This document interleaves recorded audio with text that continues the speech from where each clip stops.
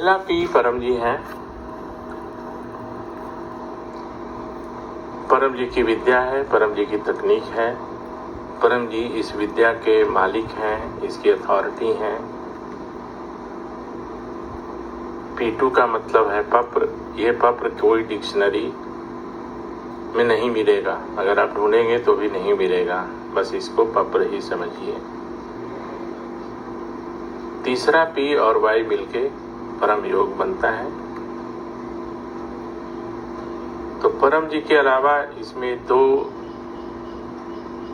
Terms हैं, पप्र और परम योग।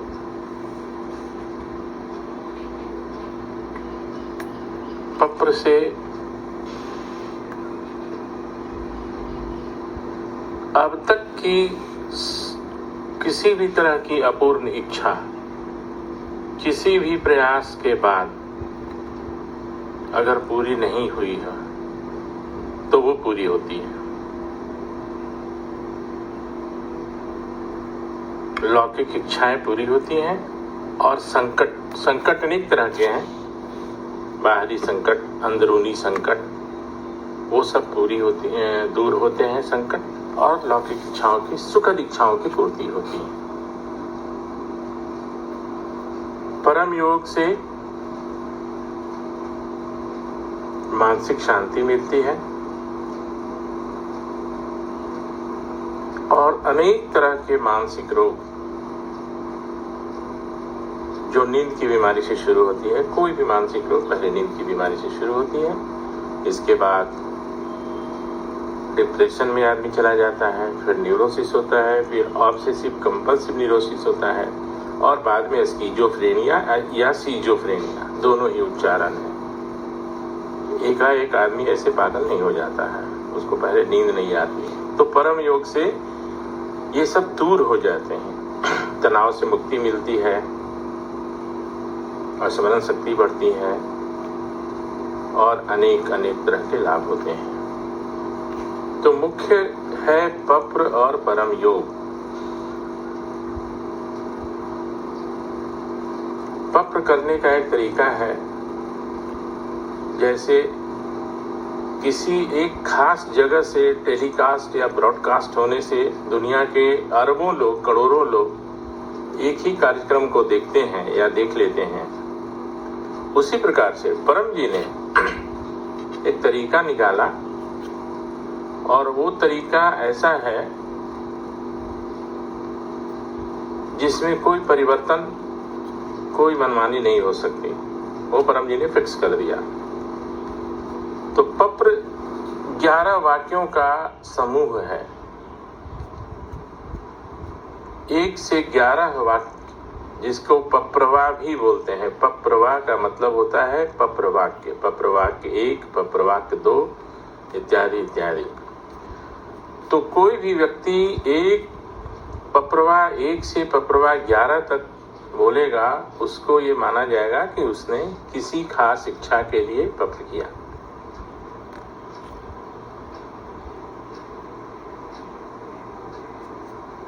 पप्र करने में किसी तरह का कोई बंधन नहीं है, यानी कोई जाति,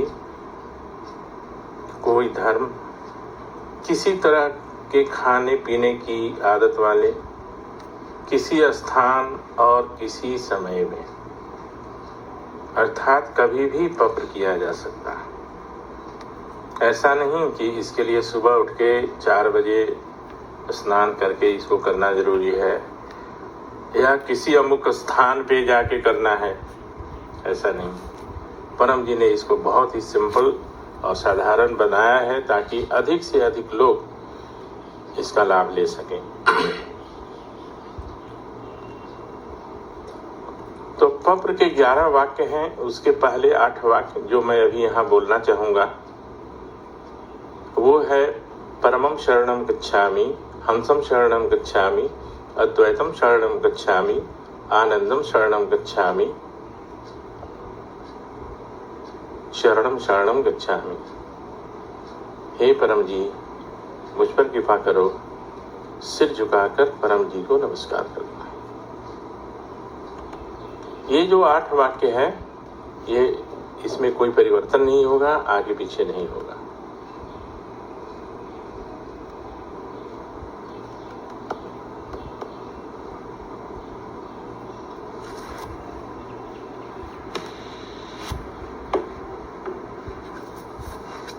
ठीक है।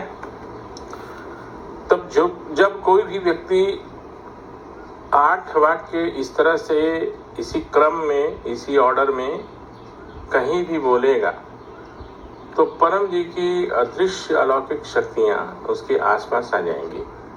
आपको दिखाई नहीं देंगी, मुझे दिखाई नहीं देंगी, लेकिन वो आपका आदेश मानने के लिए वो आपके पास आ जाएंगी। साधारण बोलचाल की भाषा में अगर कहा जाए तो 8 वाक्य बोलते आप दुनिया के उस शोरूम में के सामने आप खड़े हो जाते हो जहां सब कुछ मिलता है। बाकी के शोरूम में कोई खास एक चीज मिलती है या 2 चीज मिलती है। परम जी का जो शोरूम है वहां सब कुछ मिलता है, और जैसे 8 वाक्य आप बोलेंगे आप उस शोरूम के सामने खड़े।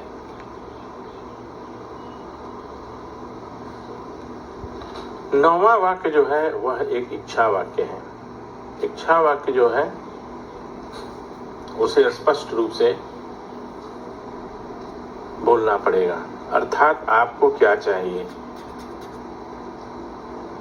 इच्छाएं लाखों तरह की हो सकती है, आपकी क्या इच्छा है वो उसको स्पष्ट रूप से आपको उसमें बोलना है। जैसे उदाहरण है, मेरा बुखार सामान्य हो जाए, मेरा ब्लड प्रेशर सामान्य हो जाए,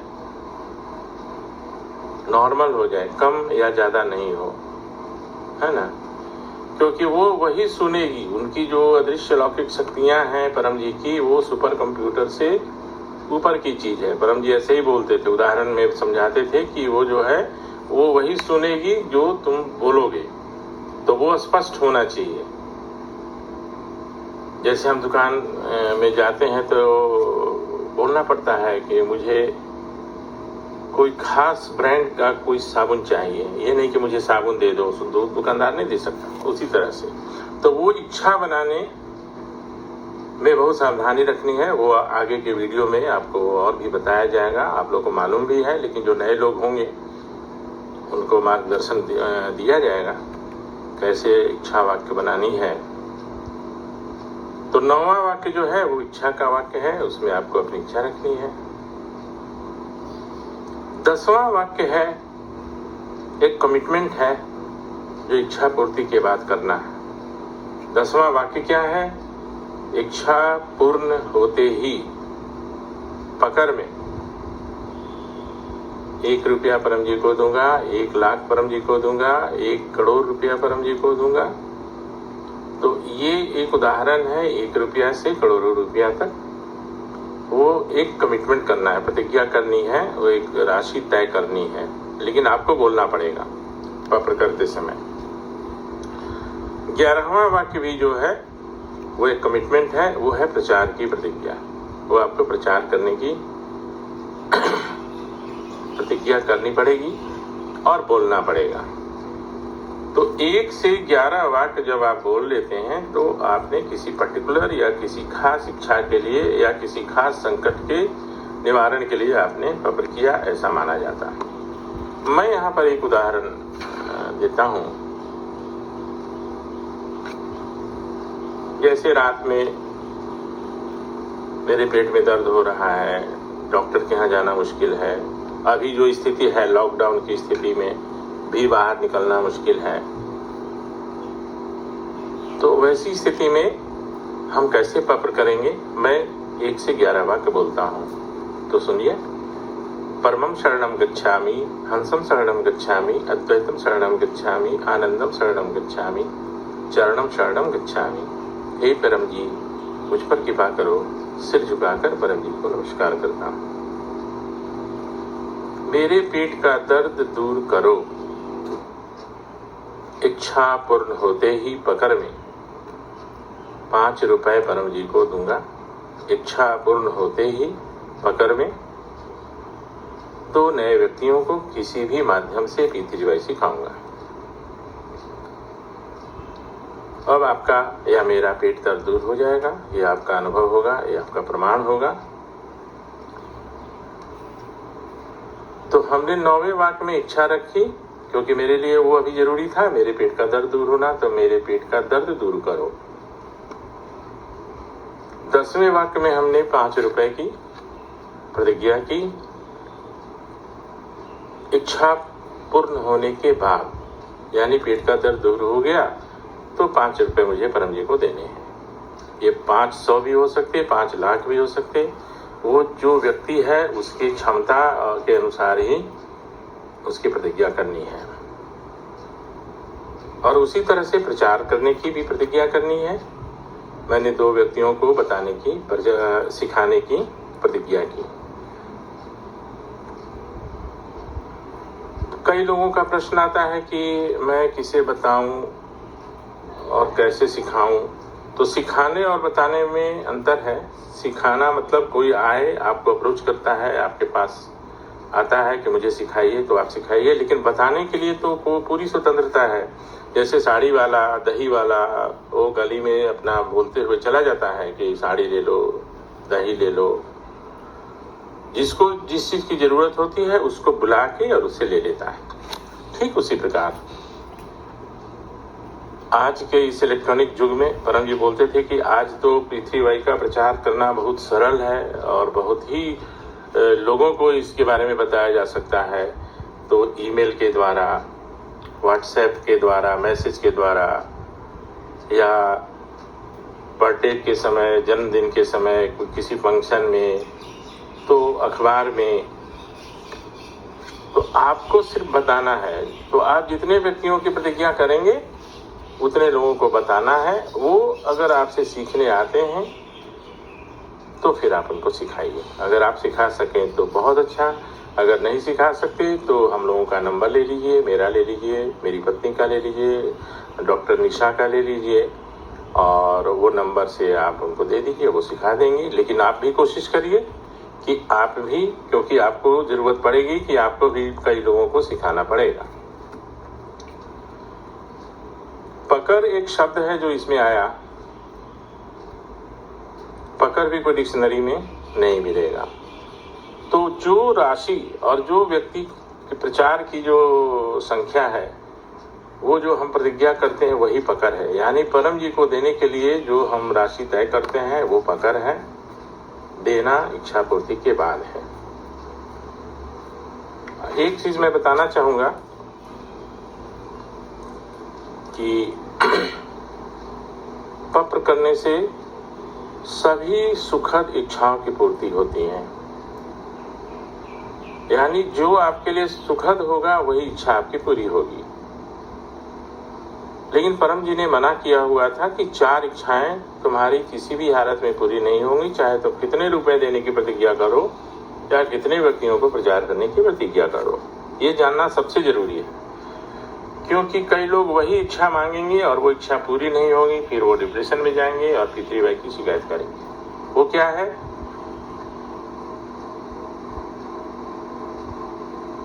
पहला, जुआ, लॉटरी और व्यभिचार। इससे संबंधित कोई भी इच्छा आपकी पूरी नहीं होगी।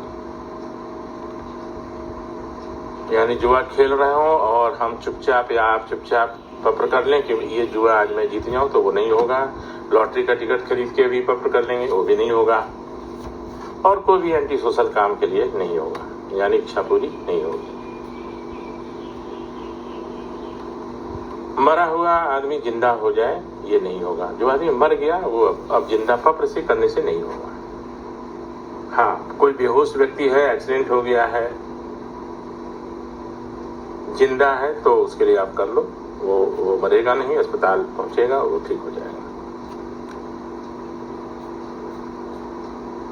दूसरे का नुकसान। कुछ लोगों की आदत होगी पड़ोस से झगड़े होते रहते हैं या और भी कई कारण से, तो आप अपने लाभ के लिए या हम अपने लाभ के लिए पत्र करेंगे और वो हमारी इच्छा पूरी होगी। अगर हम ये मांगेंगे कि उसका नुकसान हो जाए दूसरों का, तो वो नहीं होगा, यानी ये भी मना है। और एक है अति आशा। अति आशा का मतलब हुआ कि वो सब कुछ जो प्रकृति के विरुद्ध होना है। कई लोग मिलते हैं वो ऐसा ही कुछ वो शर्त लगा देंगे कि इतना है ताकतवर, तो जैसे ट्रेन उल्टी दिशा में चलने लगे, घड़ी बंद हो जाए, सीमेंट के फर्श पे पेड़ उग जाए, है ना, तो ये इसमें नहीं होगा। बिना एग्जामिनेशन दिए पास कर जाएं, क्वालिफिकेशन है इंटर का लेकिन वो उनको बीए की डिग्री वाली परीक्षा पास कर जाए, तो ये सब छोड़ के बाकी सब कुछ संभव है।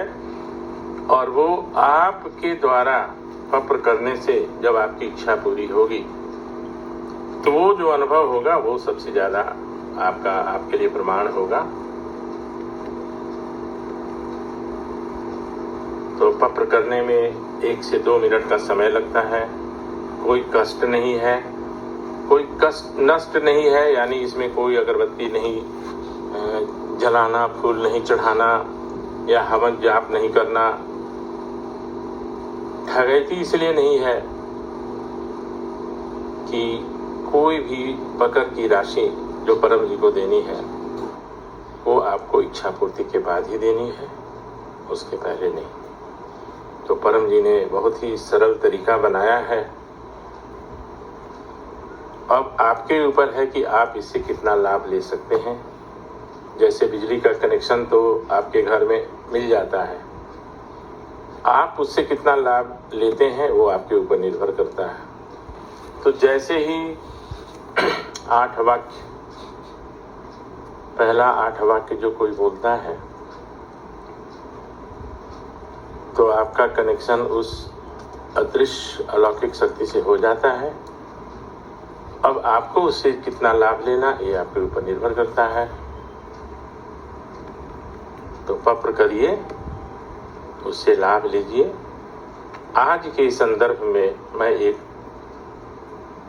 पत्र आपको बताना चाहता हूँ। कोरोना का वायरस पूरे विश्व में फैला हुआ है, तो हम अपने लिए करते हैं और अपने परिवार को भी, अपने परिवार के सभी सदस्यों से भी करवाइए।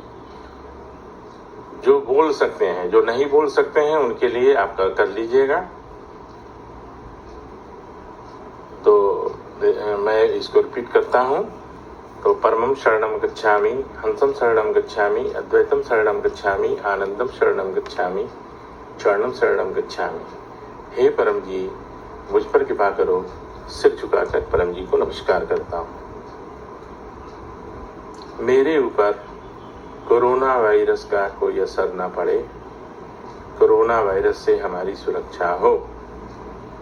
इच्छा पूर्ण होते ही पकड़ में 100 रुपये परम जी को दूंगा।